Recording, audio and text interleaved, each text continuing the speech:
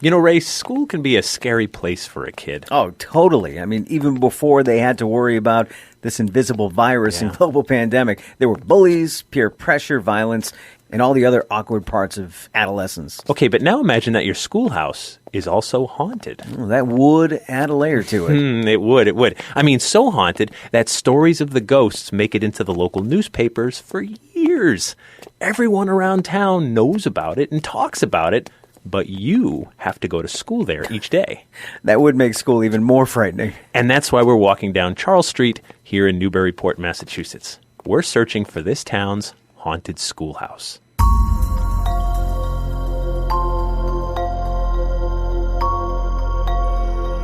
Hello, I'm Jeff Belanger, and welcome to episode 181 of the New England Legends podcast. If you give us about 10 minutes, we'll give you something strange to talk about today. And I'm Ray Auger. Newburyport, Massachusetts is the next stop on our mission to chronicle every legend in New England, one story at a time. If you want to check out all the legends we've explored so far, you can visit our website, or you can download our free New England Legends app in your smart device app store. There's an interactive map with links to every story we've covered so far. Plus, you can get driving directions so you can check them out for yourself. We might just be in your town next, and if we do stop by for a visit, you know we'll be bringing you a cup of tea from our sponsor, Newburyport Herbals. We've been enjoying so many of their teas and other products over these past few months. It's amazing how much I've incorporated their teas into my life, Jeff. Yeah? Boiling the water, steeping the tea, and just sitting for a moment is almost like meditation. I get it. A moment of quiet in an otherwise hectic day. After my weekend winter hikes, I've been sipping some Newburyport Herbals Buffalo Bone Tea to warm me up and help rebuild the muscle. And then after I get home, a little of their black and blue balm for when I fell on my butt or legs, and some Indian blanket balm for my sore muscles and joints. I love that Newburyport Herbals is a family-owned business, too. Yeah. I mean, when you buy their products, you're dealing with the owners, not some big faceless corporation. These are Native American-inspired products, herbal remedies from Mother Earth. You have to check out their website to see all their great teas, oils, balms, and more. And legendary listeners get 20% off your order when you use the promo code LEGENDS20 at checkout. So visit NewburyHerbals.com. That's NUWATI Herbals with an S.com. Okay, Ray, we're going back to school this week. A haunted school right here on Boston's North Shore. I love Newburyport. I lived here for quite some time. That's right. It's one of those historic, picturesque coastal towns. They call this town Clipper City. Okay. Because the clipper ship was invented here. Ah. But Newburyport is also the birthplace of something everyone has heard of. What's that? The United States Coast Guard. No kidding. Yeah, the first revenue cutter, called the Massachusetts, was built here. Back in 1790, Secretary of Treasury Alexander Hamilton ordered the 10 small ships called revenue cutters be built and dispatched in Atlantic harbors.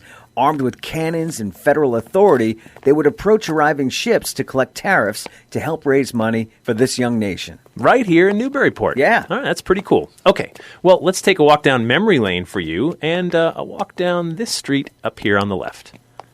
Charles Street in Newburyport. Well, it looks pretty much like any other neighborhood on the south side of town. There's some single and multifamily houses along this short street. The houses are seated pretty close together. The former James Steam Mill building takes up half of one side of this block, but I can't see any old schoolhouse. No, the schoolhouse transformed into something else long ago, but the legend persists. To see it all, let's head back to October of 1870 and set this up.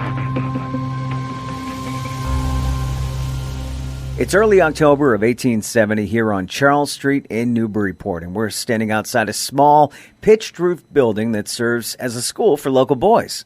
It's technically a 1.5-story building with 2 windows allowing light into the garret above the classroom. There's a broken fence bordering a mostly bare yard. The building is scratched and drab in color. Green blinds hang in the windows. Inside, there's one room with 7 rows of long benches that serve as desks for 60 students. And in front is a raised platform for the teacher's desk. This isn't the finest school in the region. Okay. The kids here come from, working class families. It's not the kind of building or students that most folks notice. Well, suddenly, from somewhere in the otherwise quiet room, someone hears a noise. Just a knock, Could have been anything, really. Some kid may have knocked on his desk. Still, the class looks around, sees no one is at the door, so they go back to their silent work. But now there are footsteps. The only problem is there's no one walking in the room. The students and even the teacher look around. They're a little uneasy. But there must be some logical explanation. The teacher is new, and she's determined to keep control of this classroom. But what do you do when the nuisance is not someone you can scold or whip? And suddenly it dawns on the teacher why the last teacher left after only one school year. The strange knocks and ghostly sounds come during morning prayers, during recitations. They happen when the classroom is crowded and when it's empty. The young teacher, Miss Lucy Perkins, who considers herself to have a firm temperament and a commanding use of the English language, is left with only one word in her lexicon. Haunted. Sometimes the knocks are subtle. Other times, it's a thunderclap that shakes the entire building. Sometimes it comes from the wall. Other times, the teacher's desk. Sometimes the floor. Some of the sounds are so loud that the boys can only try to shout their lessons over the rumble.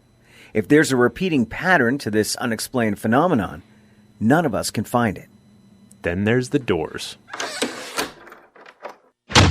Closet doors open and close by themselves, as do doors to the outside world and the door that leads to the garret area above. The teacher and students, they're scared. And they're talking. Kids are telling other kids and their parents, and pretty soon, some adults are showing up to see what all the fuss is about. They too witness the poltergeist. And now these Charles Street school ghosts start to make headlines. And headlines draw in more curious people. It's creating a problem. The December 23rd, 1872 Boston Globe publishes a notice. The haunted schoolhouse at Newburyport has been visited by such crowds of curious students of occult science as to materially interfere with the regular exercises, and the school committee have published a notice to the effect that only the committee themselves will, for the future, be allowed to interview the spirits. So it's been 2 years of strange phenomenon going on inside the Charles Street schoolhouse with no explanation. But it's clearly a growing problem. About 3 months after that previous article, the Boston Globe publishes another notice on March 4th, 1873. On a Saturday evening, a party of strangers obtained admission to the Newburyport haunted schoolhouse and held a session through the night. Miss Perkins, the teacher, is to have 4 weeks' vacation, and it is said that she was ordered, Saturday morning, that she must keep herself shut up during that time and answer no questions concerning the ghost, or she would be discharged. How can Miss Perkins keep ignoring these strange events? How can this rational and professional woman keep lying to the children? It's rodents, children. Yeah, right. It's just the wind. That doesn't sound like the wind to me. The cold weather is making the wood pop. Okay, but how do you explain the strange yellow glow that seems to come from nowhere inside the middle of the room? It's back to your lessons, children. When the kids get too frightened, she makes them sing songs like Here We Stand, Hand in Hand, or The Farmer's Boy. But Miss Perkins can only distract them for so long. One boy's attention is drawn to the window where the pale hand of a child just slapped against the glass. There's the hand still pressed against the window, as if trying to push through. Then another student sees the hand. Then another. In seconds, all eyes are on the window, and that's when the hand pulls away. Not one to be tricked, Miss Perkins is out the door in seconds, ready to grab the prankster by the ear. But the schoolyard is empty. Miss Perkins knows had that been a living child, she'd see him running off. There wasn't enough time to get around the building without being seen. That's how life is in school these days. Haunted. But it's November 1st, 1873, when events reach a crescendo. Outside, gray clouds are moving in, and the temperature is falling to a frigid 30 degrees Fahrenheit. That is really cold for this time of year. It's just before 3 p.m. during a geography lesson. 8 of the oldest boys in the class are doing their lesson in the southern side of the room. That's when one of the students notices a boy entering the building. Miss Perkins springs to action to meet the boy and ask what he thinks he's up to, interrupting the class like this. The boy looks to be about 13 years old and is walking, almost gliding, into the room. Miss Perkins closes within 4 feet of the boy when she realizes something is very different about this child. she can almost see through him. She can make out the color of the boy's blue eyes. His face looks sad. His trousers are black. His shirt is brown. His clothes look well worn, but he's not solid. Miss Perkins is now face to face with the schoolhouse ghost. And that's when the teacher gasps.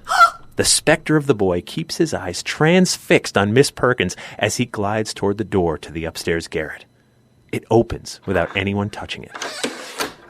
The boy glides up the stairs, and Miss Perkins follows. Her rigid body language shows us the range of emotions she's going through right now. Scared, perturbed, concerned, and a little curious. Miss Perkins almost trips on the stairs following the boy. He looks back at her from the top of the stairs, his face more melancholy than ever. Miss Perkins walks to the top of the stairs, never taking her eyes off the boy. At the last step, she reaches out to touch him, but her hands pass right through. The ghostly boy locks eyes with the teacher for one more second, then vanishes. He's gone. This isn't the last ghostly event. In the coming weeks, more distinct voices are heard from the garret above, and footsteps, though there's no one up there. Well, no one living. Meanwhile, students are dropping out of school out of fear. The school committee brings in clergy, and even the local postmaster to declare the building can't be haunted. But when stories and events go on like this for years, they don't depart easily. And that brings us back to today. Most of what we know about this haunted Newburyport schoolhouse comes from the Boston Globe newspaper articles we referenced earlier, but also from a pamphlet that was published in 1873 by Loring Publishing out of Boston called The Haunted Schoolhouse at Newburyport. So the million-dollar question, Jeff. What's that? What happened to the ghost? Great question. So many journalists, skeptics, writers, and locals came in to try to figure out the cause, but no one really could. By 1875, the strange phenomenon just kind of stopped, and the school went back to normal. But 5 years is a really long time to be haunted. No one can really say why it started or why it went away. All right, what happened to the school? Well, eventually the school was remodeled into a house as this street turned into more of a neighborhood. And people have been living in the building ever since, apparently without incident. It's that house right over there. Oh, that's so cool. I mean, we should point out of respect for the privacy of the current homeowners, we're not going to give out the address. Right. So when something bumps in the night, or during the day for that matter, the story spreads. And it's easy to scoff and say there's no such thing as a ghost until you confront something that you just can't explain. Add up enough of these events over time, and you too may be left with one word. Haunted.